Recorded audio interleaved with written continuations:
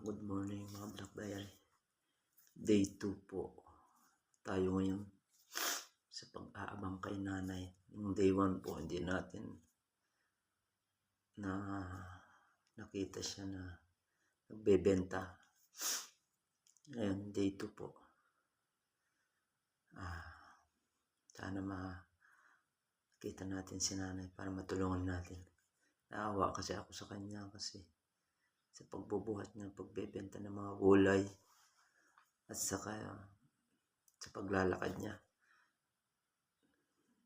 Doon ako sobrang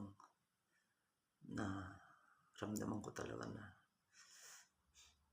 sana kahit na ako sa konting matulungan man lang kita nanay. Sige, bababa na po ako Black Diary habang si nanay. Morning ng pagkalit, dito na naman ako sa daan, naghihintay sa kanya. Hintay ko po si nanay.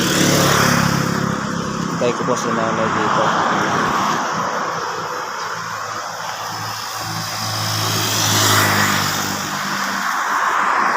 Pangan natin si nanay dito sa daanan. Hintay pa rin tayo. Ay nanay.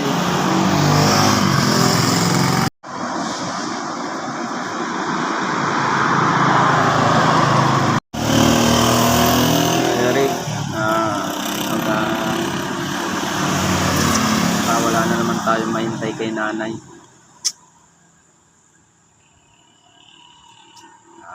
Tiis-tiis lang tayo. Kikita din natin yun.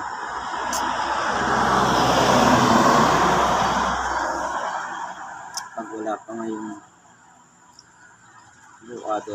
next other day na naman tayo. Hintayin ka namin nanay. Oras na. 7 na wala ako siya.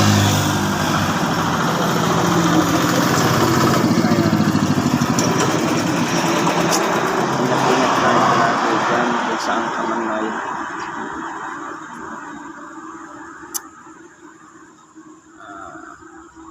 Sana awas palagi yung katawan mo. Pag-brave kita palagi.